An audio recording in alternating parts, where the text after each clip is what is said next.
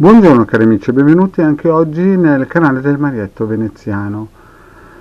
E oggi vi parlerò di un sigillo molto importante, che è un sigillo di un cavaliere. Un cavaliere si chiama Furcas, come avete visto la mascherina, ed è il 50° spirito della scala della Goezia del re Salomone. Uno spirito molto potente, un genio molto potente, che ha delle caratteristiche molto particolari.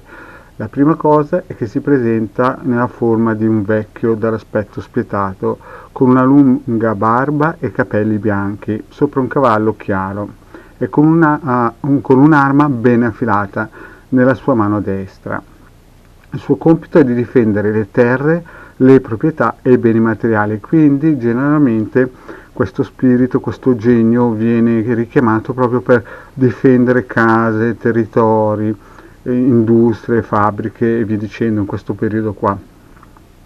Poi difende i tesori, gli scritti segreti e in grado inoltre di insegnare le arti della filosofia, della chiromanzia, della logica, della retorica e della piromanzia. Quindi questo spirito che si presenta con un aspetto vecchio e spietato ha tutte queste doti.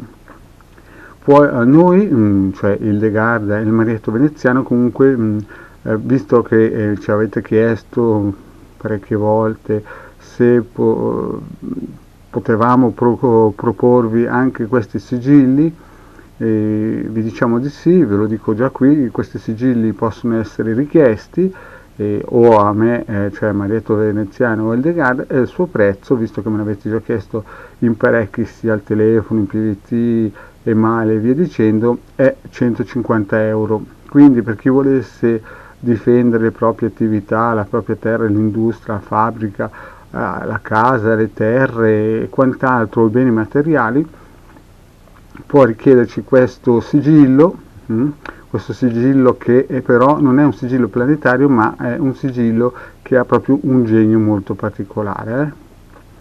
Quindi, per dirvi, sono affidati al suo potere di questo genio qui 20 legioni di spiriti. E questo qui che vedete in sovrappressione, è il sigillo vero e proprio. Questo qua. Bene, cari amici, anche per oggi il vostro Marietto Veneziano vi ha parlato di questo sigillo, visto che me ne avevate anche chiesto, in particolare in PVT, sui vari social, gente che ha questi terreni, che ha un po' di paura in questo periodo di transizioni.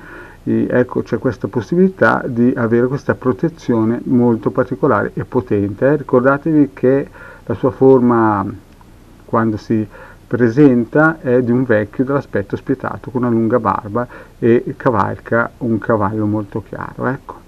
Bene cari amici, per oggi è tutto qui.